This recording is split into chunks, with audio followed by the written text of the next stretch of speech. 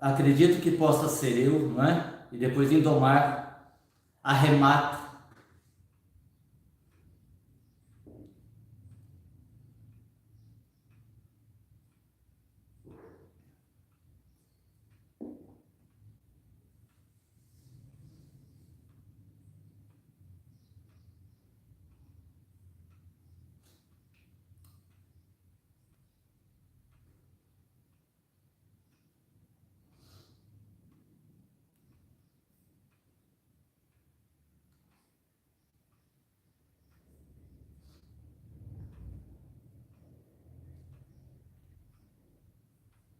Sim.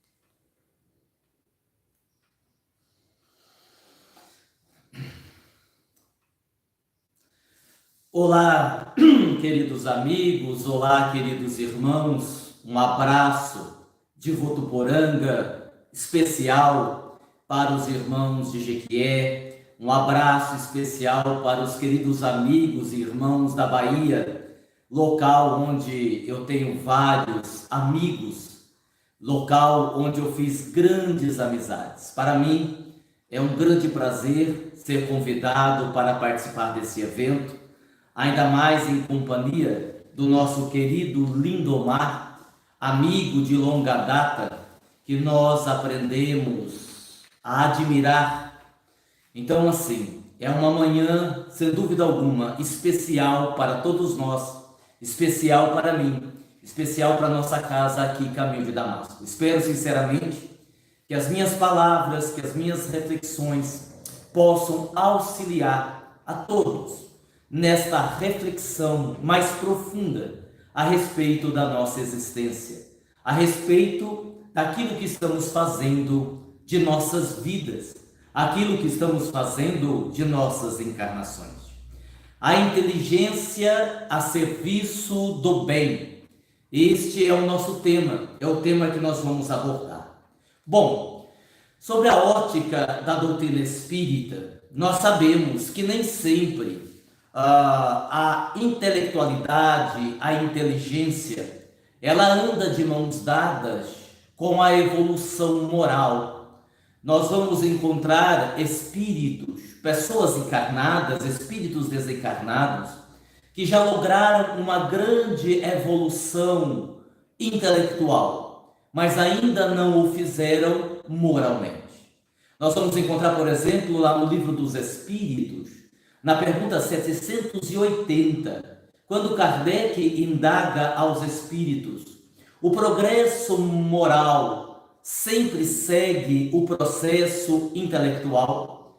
E os benfeitores, os espíritos que trabalharam na codificação, responderam a Allan Kardec: é a sua consequência, mas nem sempre segue imediatamente. É por esta razão que nós vamos observando pessoas que têm a inteligência, uma capacidade intelectual, digamos assim, mais desenvolvida, mas que moralmente ainda estão se debatendo, ainda estão lutando com si mesmas na busca de um melhor direcionamento.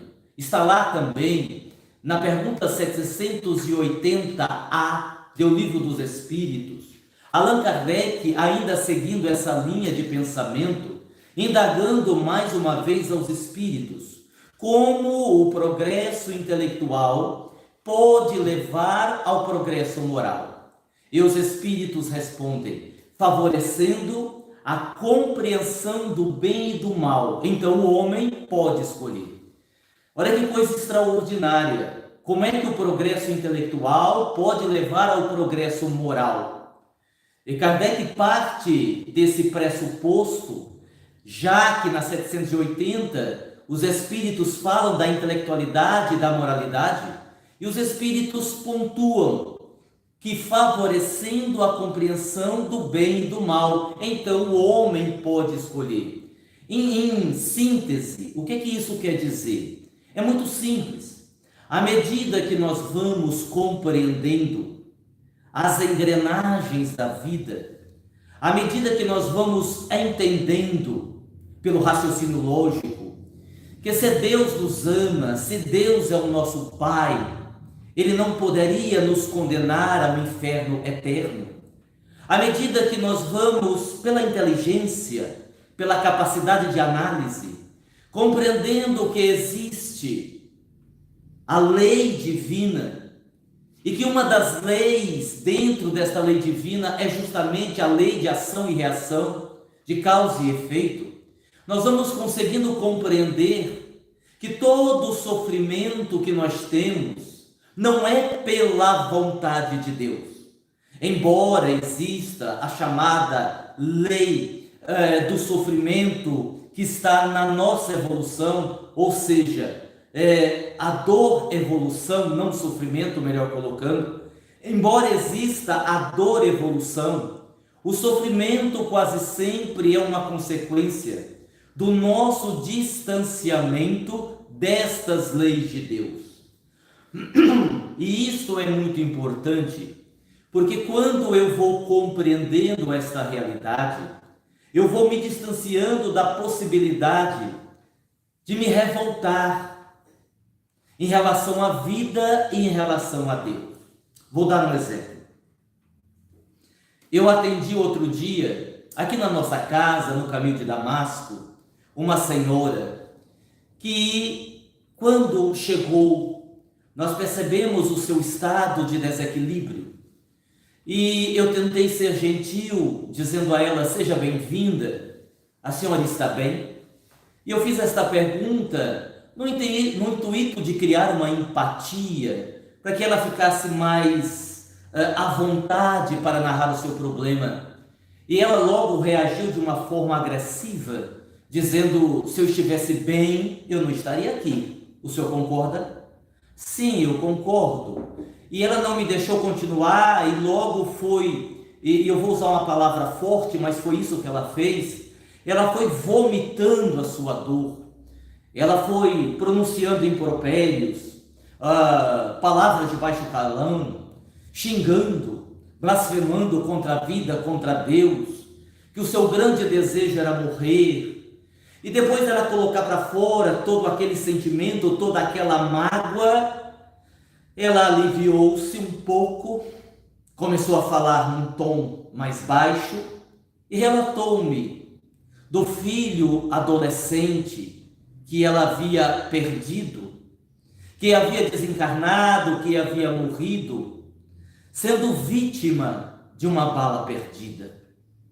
E na cabeça dela, ela não conseguia compreender como é que Deus, sendo bom, como é que Deus, sendo misericordioso, como é que Deus, sendo nosso Pai, nas palavras de João Evangelista, como pode Deus, que é amor, permitir que ela vivesse aquela dor? Tirar do seu convívio o seu filho, que era um adolescente, cheio de vida, cheio de esperança. E ela era uma mulher que, até ter ocorrido o acontecimento com seu filho, que tinha muita fé em Deus. Ela iria me dizer depois que sempre foi uma pessoa religiosa, não era espírita, mas sempre foi uma pessoa que acreditava em Deus. E diante desta dor, diante desse sofrimento, eu me lembrei justamente desta questão que nós citamos, a 780A. Como o progresso intelectual pode levar ao progresso moral. Naquele caso, não se tratava necessariamente daquela mulher desenvolver um progresso moral. Ela era uma pessoa de bem, mas estava num momento de revolta, num momento de dor extrema. E eu comecei a minha fala dizendo a ela: minha irmã, Você sabe que ele não foi vítima de uma bala perdida. Ela disse não, eu disse não. Porque se a bala o acertou, ela não era perdida. Tinha um alvo. Bala perdida é aquela que não acerta em ninguém. E bate no muro da parede e fica ali. Ela não entendeu a minha colocação, mas aí eu fui dizendo a ela, apelando aí para a sua inteligência, que o espírito que está reencarnado na Terra vem de outras experiências no corpo, que se nós não acreditarmos na reencarnação, não há como compreender Deus como sendo bom e justo, porque da mesma forma que o seu filho havia morrido de forma, digamos assim, estúpida, pela ótica da doutrina espírita, ninguém morre de maneira estúpida. Que aquela pessoa que tem um infarto, que aquela pessoa que é vítima de uma bala perdida, de que aquela pessoa que desenvolve uma dificuldade qualquer, de uma criança que desencarna em tenra idade, que isto tudo acontece por uma questão de uma programação reencarnatória, que a rigor, a não ser a pessoa que comete o suicídio, que a rigor ninguém morre antes do tempo, porque via de regra todos nós reencarnamos com a data mais ou menos estabelecida de quando vamos morrer. E à medida que eu fui fazendo aquelas explicações, a sua face foi se enchendo de esperança. Eu estava com ela num trabalho intelectual. Eu estava conduzindo-a a uma reflexão dentro de um bom senso e de uma coerência, que é o alicerce daquilo que ensina o Espiritismo. E depois de meia hora de diálogo, ela já estava melhor. É claro que a dor da perda do filho permanecia, mas o seu semblante era outro. Então sim, à medida que nós vamos compreendendo o bem e o mal, à medida que nós vamos compreendendo os mecanismos da vida, poderemos fazer escolhas melhores. No campo emocional, no campo psicológico, nós vamos observando também que o desenvolvimento de um raciocínio coerente vai nos ajudar a fazermos as melhores escolhas e aí evoluirmos moralmente. Eu me recordo, agora no campo profissional, que atendia uma jovem senhora, e ela também me dizia, o meu marido deseja separar-se de mim. Ele já me pediu o divórcio várias vezes, mas eu não posso, eu não quero. E observando que ela estava numa relação tóxica, comprometedora da sua paz, eu perguntei a ela, mas você não pode, você não quer, por quê? E ela me respondeu, porque eu amo o meu marido. E eu então devolvi a expressão dela perguntando, você tem certeza? E ela me perguntou, por que você faz esta pergunta? Veja bem, eu coloquei, a decisão é sua, você faz as suas escolhas, mas não me parece que você está lutando pelo seu casamento por os motivos corretos, porque você vive uma relação pesada, porque ela já havia me narrado como era a sua relação com o marido. Você vive uma relação pesada, difícil, com desrespeito, com traições, com um certo grau de violência, de agressividade. Então, quando você diz que não quer perdê-lo porque o ama, eu fico aqui na dúvida se é amor. Porque como é que você pode amar uma relação como esta? E ela então pensou um pouco, refletiu. Olha como o pensamento, usarmos da inteligência, nos proporciona também um conhecimento melhor sobre nós mesmos. E tendo esse conhecimento mais profundo sobre nós mesmos, poderemos fazer melhores escolhas e com isso evoluir. E depois de pensar um pouco naquilo que eu havia dito, ela disse-me em prantos: eu não tenho estrutura emocional para lidar com uma nova rejeição. E posteriormente, durante a conversa, nós fomos percebendo que na verdade não era amor, era o medo da rejeição.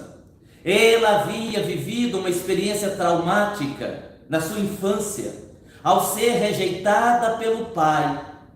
E como ela não havia dado conta de lidar com isso, havia carregado para a idade adulta aquele buraco, aquela ferida, aquela impressão ruim da rejeição do pai. E agora evitava a todo custo uma separação do marido, justamente para não viver uma experiência que ela já havia vivido e não havia ressignificado dentro dela mesma. Desta forma, fazendo essa introdução no nosso tema, nós vamos entendendo que a inteligência, uma linha de raciocínio coerente, nós vamos compreendendo melhor a própria vida. E quando compreendemos melhor a própria vida, nós temos mais possibilidade de acertarmos nas nossas escolhas. Quando afirmamos que a inteligência pode estar a serviço do bem, pode estar. Porque vimos lá na questão 780 que nem sempre a evolução intelectual e nem sempre, a evolução moral acompanha a evolução intelectual. Mas a inteligência pode estar a serviço do bem, porque entendemos a inteligência como uma ferramenta para o nosso crescimento como indivíduos. É como se falássemos da mediunidade. A mediunidade, salvo algumas exceções, de quando estamos nos referindo àqueles médiuns missionários, que com certeza não é o nosso caso, trata-se aí de uma ferramenta, não um processo kármico, nem tampouco esta condição de ser algo como missão. A mediunidade, muitas vezes ela nos é ofertada para que à medida que auxiliamos os outros, auxiliamos os espíritos, vamos ao mesmo tempo auxiliando-nos na nossa própria evolução. Então a mediunidade é uma ferramenta para a nossa evolução, assim como o dinheiro, os bens materiais se afiguram também como uma ferramenta para a nossa evolução. Então, é preciso prestarmos atenção no direcionamento que nós estamos dando a estes talentos. Lembrando aqui a parábola dos talentos narrada por Jesus. Se o meu talento é a inteligência, se o meu talento é a mediunidade, me servindo aí da palavra usada pelo Cristo, eu preciso usar isto em favor do bem. Então, quando lançamos um olhar na história, nós vamos percebendo que muitos espíritos, em determinadas encarnações, galgaram nessa escada evolutiva, muitos degraus no processo evolutivo, não porque fizeram um trabalho religioso, especificamente, mas por terem utilizado a inteligência em favor da humanidade. Quando lembramos, por exemplo, o físico alemão que desenvolveu a teoria da relatividade, um dos pilares da física moderna, Albert Einstein, quando recordamos a figura de Oswaldo Cruz, que numa época de epidemia, de casos de febre amarela, com toda a sua capacidade intelectual, os seus esforços, ele conseguiu contribuir muito no processo de diminuição desta epidemia. Quando recordamos a figura de Santos Dumont, considerado o inventor do avião, que hoje nos beneficia tanto, as pessoas podem utilizá-lo de um lado para o outro, vencendo distâncias enormes. São pessoas que usaram da inteligência para o bem. Quando observamos, por exemplo, embora ainda existam várias dúvidas e vários questionamentos, os nossos cientistas de hoje, que em tempo recorde conseguiram desenvolver uma vacina contra o coronavírus. É bem verdade que nós temos ainda muitas dúvidas. Agora, com a nova cepa, ainda não há certeza se a vacina que está aí vai servir também para o controle desta nova cepa, mas a verdade é que os cientistas trabalharam em tempo recorde para nos trazer uma vacina que pudesse deter essa marcha acelerada que nós estávamos de mortes, milhares de mortes todos os dias. Então são pessoas, para citar alguns exemplos, que utilizam a inteligência para o bem, que utilizam esta ferramenta, repito, como tantas e tantas outras ferramentas, para direcionar a humanidade para aquilo que é bom, para aquilo que agrega, para aquilo que ilumina, para aquilo que nos induz ao autoconhecimento. E ainda que, não lembramos aqui, porque senão iríamos nos estender muito, os grandes filósofos que passaram pela Terra, que estiveram, através da sua capacidade intelectual, nos estimulando, por exemplo, ao autoconhecimento, como fez Sócrates, e o próprio Allan Kardec. Quando nós lemos o Livro dos Espíritos, nós nos damos conta da inteligência, da capacidade intelectual do codificador. Porque muita gente diz assim: meu Deus, mas que resposta extraordinária que os benfeitores espirituais deram aqui nesta pergunta. Meu Deus, que espetáculo esta orientação ofertada pelos espíritos da codificação. Sim, é verdade. Mas muitas vezes nós nos damos conta de que para os espíritos darem respostas extraordinárias, alguém, Kardec, com a sua sensibilidade, com a sua inteligência, teve que fazer as perguntas. Allan Kardec tinha uma inteligência extraordinária. Logo no início do Livro dos Espíritos, o que é Deus?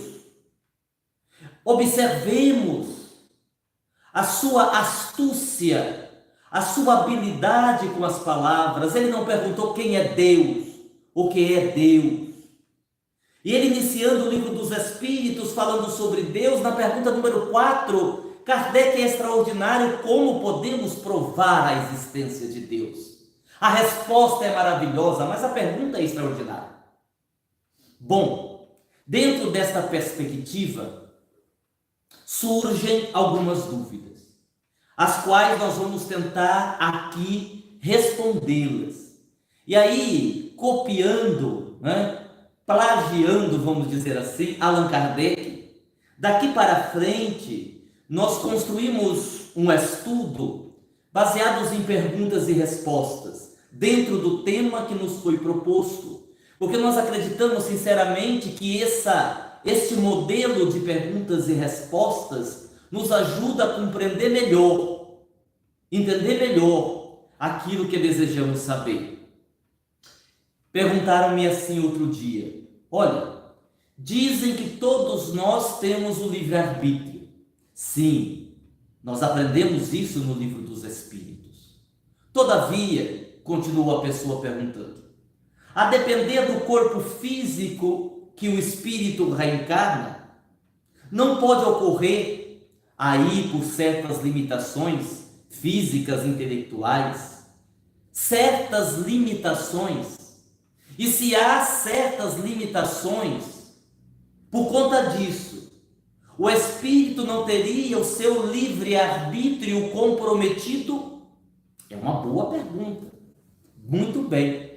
Nós precisamos lembrar que nós colhemos o que plantamos. O espírito, a rigor, ele não tem várias vidas, como habitualmente se diz. O espírito é criado uma única vez, simples e ignorante, como também aprendemos com os espíritos. E ele vai vivendo várias experiências do corpo físico.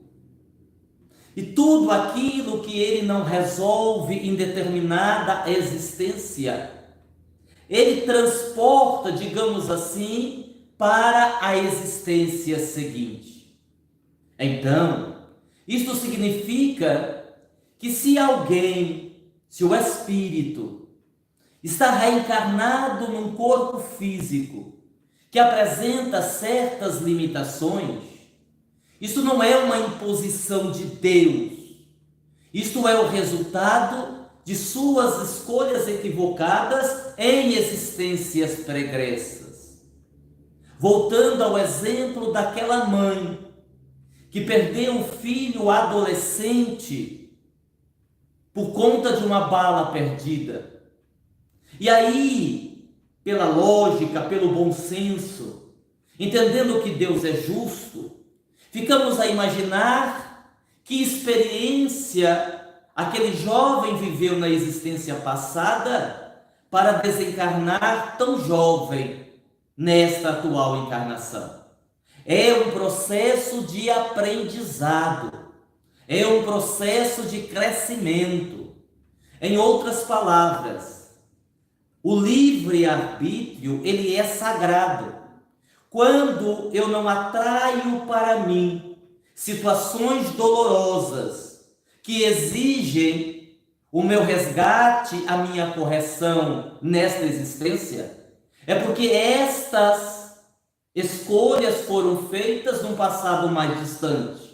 Mas isso não impede que eu tenha que arcar com as consequências do mesmo jeito. Está lá na pergunta 368, quando Allan Kardec indaga: as dificuldades do espírito são exercidas com total liberdade após a sua união com o corpo? As atividades do espírito, a sua reencarnação, o momento em que o espírito está reencarnado, ele vai se servir do seu veículo físico com total liberdade? E os espíritos respondem: o exercício das faculdades depende dos órgãos que lhe servem de instrumento. Elas são debilitadas pela natureza, são às vezes debilitantes pela dureza da matéria. E aí alguém poderia dizer: ué, Aguinaldo, se os espíritos dizem a Kardec que o exercício das faculdades depende dos órgãos que lhe servem de instrumento, e que esses órgãos às vezes são mais débeis pela dureza da matéria, isso não contradiz o que você acabou de dizer? Não, e não contradiz pelo seguinte, porque nós sabemos que o perispírito, usando um termo de Kardec, é como se fosse um molde. Ele é um modelador, organizador biológico do corpo físico. Ou seja, as dificuldades morais, os equívocos morais, que foram registrados no corpo astral, são imprimidos no corpo físico,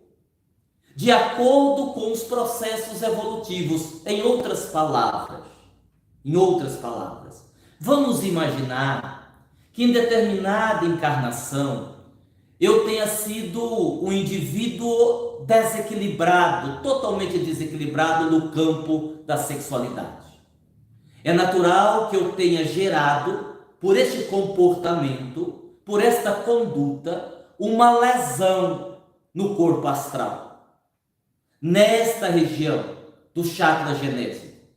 Quando eu for reencarnar, eu vou imprimir o corpo espiritual, vai imprimir no corpo físico o molde, aquela lesão no perispírito, que pode vir ser expurgada, surgir no corpo físico na figura de uma enfermidade, na figura de uma doença. Então observe, houve uma escolha equivocada, que gerou uma lesão no corpo astral, que por consequência pode gerar uma lesão no corpo físico. Aguinaldo, mas por que você está dizendo que pode gerar? Não vai gerar inevitavelmente? Não, porque aí também entra o nosso livre-arbítrio da atual encarnação. O amor, segundo Jesus, o amor pode cobrir a multidão de pecados.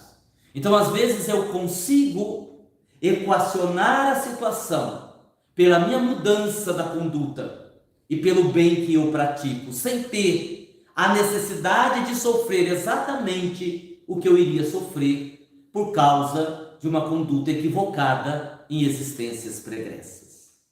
Também uma pessoa me indagou: para o sucesso evolutivo do espírito, o correto seria desenvolver a intelectualidade e a moralidade simultaneamente?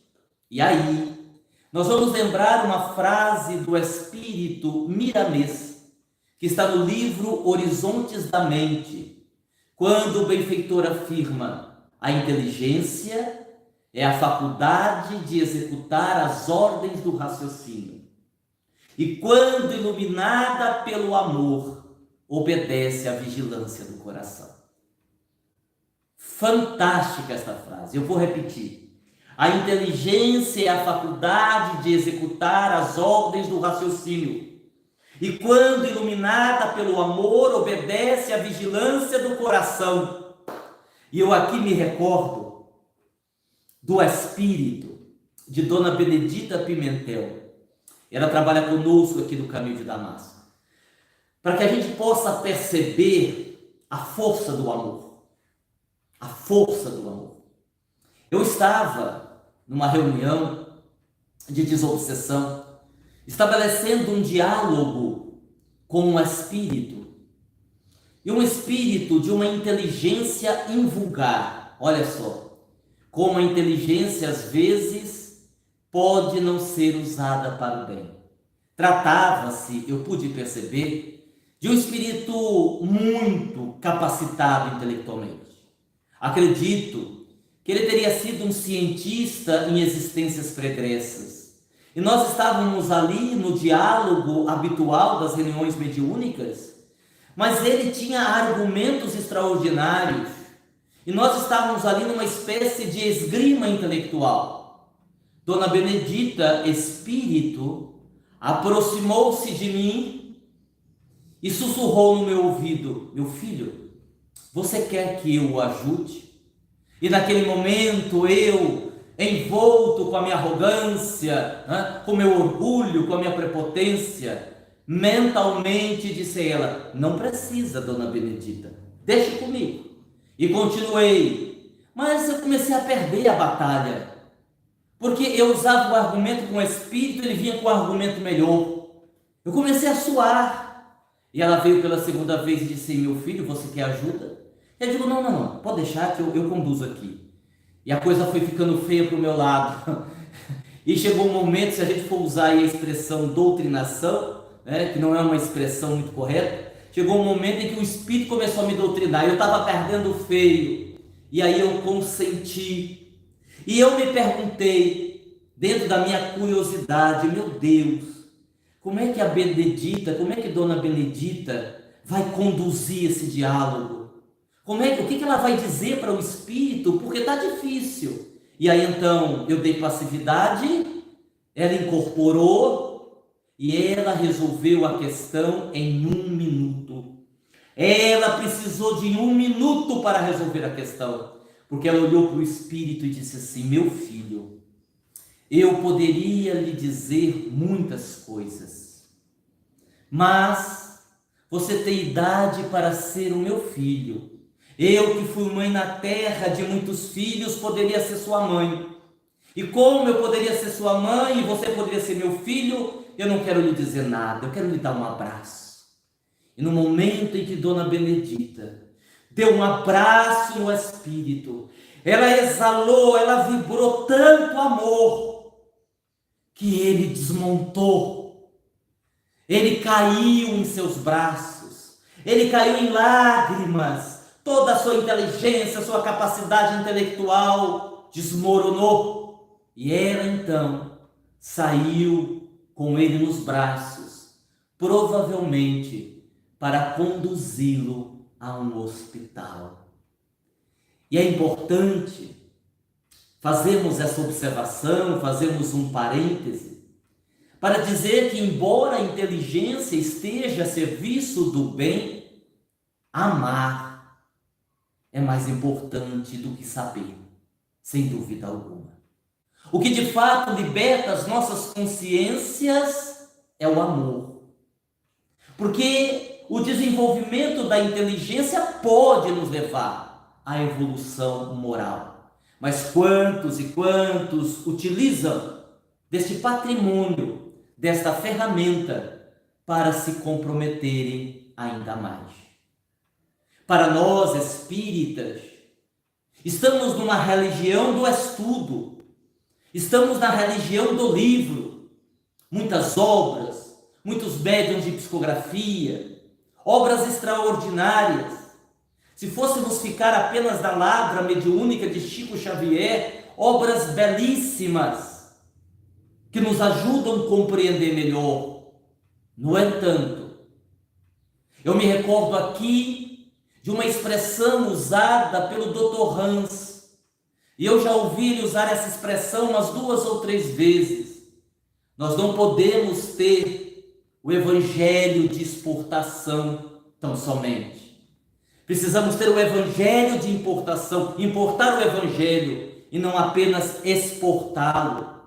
E é muito importante fazermos essa observação, porque como a maioria de nós somos espíritos orgulhosos, podemos confundir conhecimento com evolução moral, e nem sempre estão em sintonia.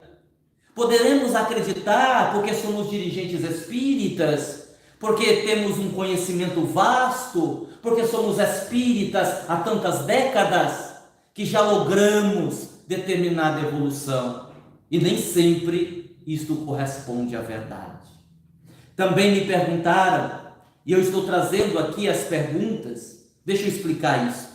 A gente faz lives, não é? Toda sexta, todo domingo, e muitas das vezes a gente abre para perguntas e respostas sobre os mais variados assuntos. E quando foi me passado este tema, eu escolhi fazer a introdução que fiz e capturar algumas perguntas que haviam já sido feitas em outras exposições que estavam sintonizadas com este tema. Então me perguntaram: dizem que o espírito não regride, e de fato, nesse processo evolutivo, desde que é criado, o espírito só pode evoluir ou estacionar, mas ele não pode regredir, isso é fato. E aí então a pessoa faz a seguinte pergunta: bem, então, por que é que pessoas extremamente boas cometem erros graves?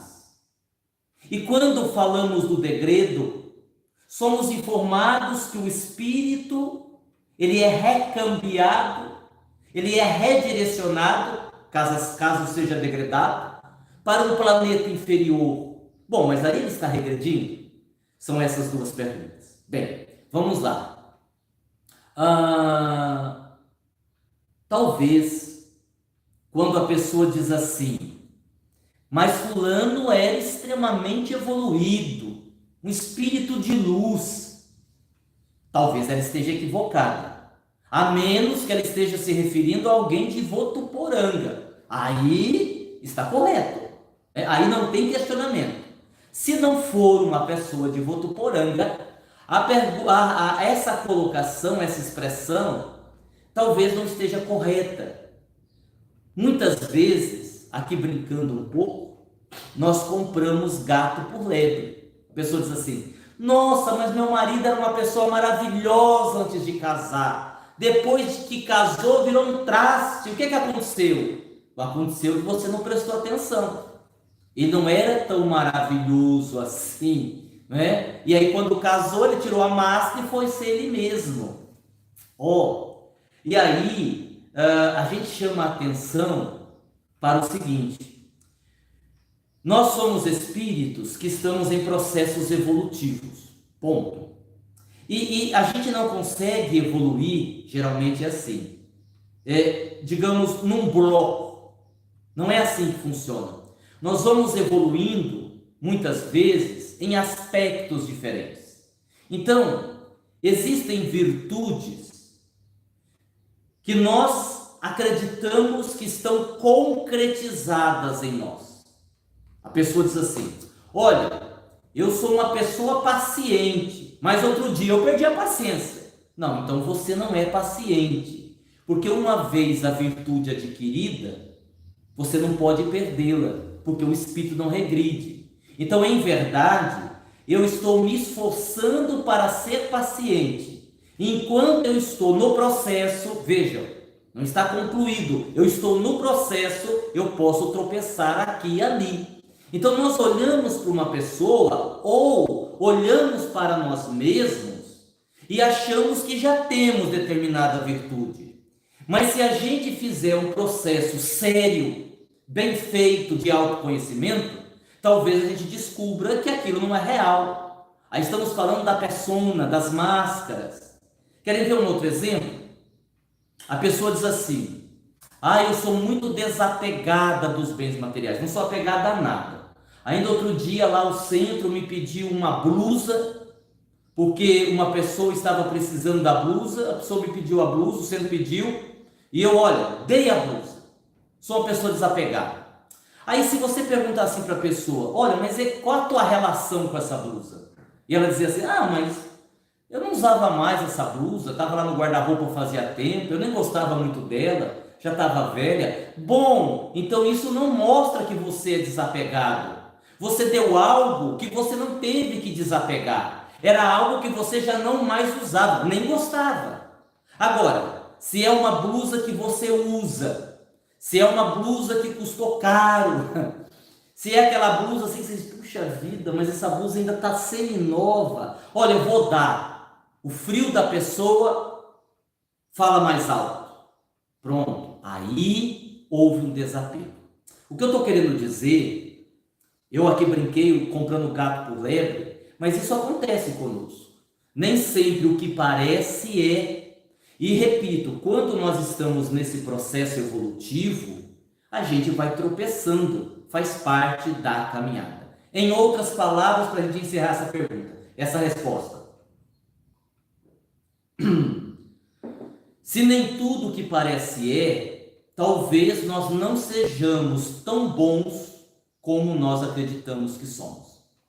Em relação ao degredo, realmente, quando nós estudamos o processo de transição planetária, nós somos informados de que determinados espíritos, milhões, já estão sendo transportados para outros planetas inferiores, não como uma punição, não se trata disso, mas é para que eles recomecem o processo evolutivo, já que não deram valor nas oportunidades ofertadas no planeta Terra. Vamos explicar o seguinte: imagine uma pessoa muito rica que mora no centro da cidade ou que mora num condomínio de luxo. E aí, por errar, por fazer péssimos negócios, ou por ser uma pessoa que esbanjou demais, ela perde a sua riqueza e é obrigada a ir morar num bairro muito pobre, afastado da cidade. Minha pergunta: esta pessoa Continua tendo o mesmo CPF ou muda o CPF? O mesmo. Ela continua tendo o mesmo RG ou muda o RG? Não, é o mesmo. Ela é a mesma pessoa ou é uma outra pessoa? Não, é a mesma pessoa. O que aconteceu é que por causa dos negócios errados que fez, perdeu o seu dinheiro. E ela então foi constrangida a mudar-se para um local inferior, sob o ponto de vista material, financeiro. É o que acontece no processo de degredo. O espírito não perde o patrimônio conquistado. Não é o espírito que regride, é o local que ele vai habitar que é inferior ao que ele habitava naquela ocasião, ok? Então não há aí uma piora por parte do espírito. Vamos lá, eu estou de olho aqui no horário, para a gente passar já para o Lindomar. Estamos passando por muitos dissabores na nossa vida, particularmente nos dias atuais, com Covid, dificuldade financeira, crise política, etc. Por que é que Deus não resolve, já que Ele é Deus? Muito bem. Na pergunta 781, Kardec pergunta: é dada ao homem a possibilidade, é permitido ao homem deter a marcha do progresso? E eles respondem: não, mas o homem pode muitas vezes atravancá-la, atravancar, retardar a marcha do progresso. E nós entendemos que é isto que tem acontecido nos dias atuais e é isso que vem acontecendo há muito tempo. O próprio homem vem comprometendo a sua evolução e, consequentemente, compromete a evolução do próprio planeta, no sentido de atrasá-la. Porque observamos bem, o que vale para o individual vale para o coletivo.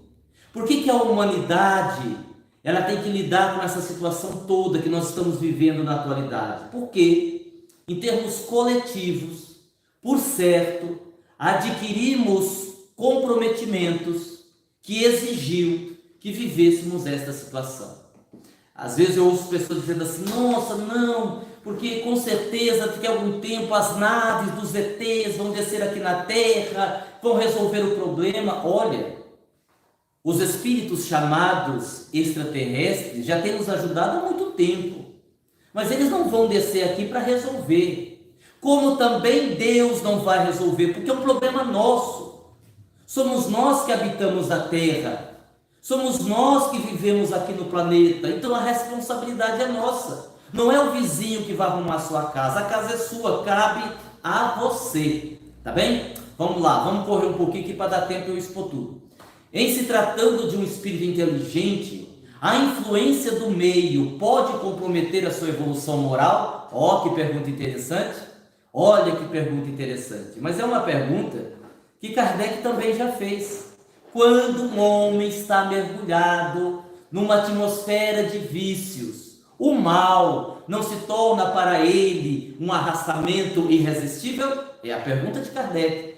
E os espíritos respondem no Livro dos Espíritos: arrastamento sim, irresistível não. Porque é óbvio que nós também sofremos a influência do meio. É óbvio, claro que sim. No entanto, essa influência, se for ruim, se for negativa, pode contribuir para que nós venhamos a tropeçar no nosso processo evolutivo. Então, uma criança que cresce no lar, que tem usuário de droga, que tem bebida alcoólica à vontade, que tem vícios, que as pessoas que ali estão se habituaram a mentir, isso é uma influência péssima para aquele espírito que está fisicamente na fase infantil. E pode comprometer. Ah, mas aí não seria a responsabilidade do espírito? Porque ele está sendo influenciado? Seria também. Porque aquele espírito não reencarnou naquela família por acaso. Então, não dá para eximir o espírito de responsabilidade. Embora as pessoas envolvidas, os pais e tudo mais, também respondam pelas influências negativas à criança, no caso a criança, e aquele espírito que está ali reencarnado também responde. porque ele não pôde reencarnar, digamos assim, numa família melhor, porque ele não fez por merecer, certo? Então, sim, existe aí uma possibilidade de arrastamento, mas não é irresistível, porque o espírito tem o seu livre arbítrio, ok? Bom, pessoal, que a gente possa usar do nosso conhecimento, da nossa capacidade intelectual para o bem. Num mundo em que, infelizmente, muitas pessoas, em vários campos diferentes, têm usado a sua capacidade, a sua inteligência para prejudicar pessoas, em busca do poder, do ganho excessivo, nós podemos usar a nossa inteligência para o bem. E se conseguirmos, além de nos desenvolvermos intelectualmente, aprendermos a amar, aí sem dúvida alguma lograremos alcançar esta paz de consciência que todos nós almejamos, mas que muitas vezes não nos permitimos um esforço maior para alcançar. Eu estou extremamente agradecido pela oportunidade. Deixo aqui o meu grande abraço, o meu beijo aos baianos de uma forma geral, aos irmãos de Jequié, ao querido Lindomar, que vai falar em seguida. Grato pela oportunidade. Que Jesus, o amigo de todas as horas, nos abençoe, agora e sempre, que assim seja. Fiquem com Deus.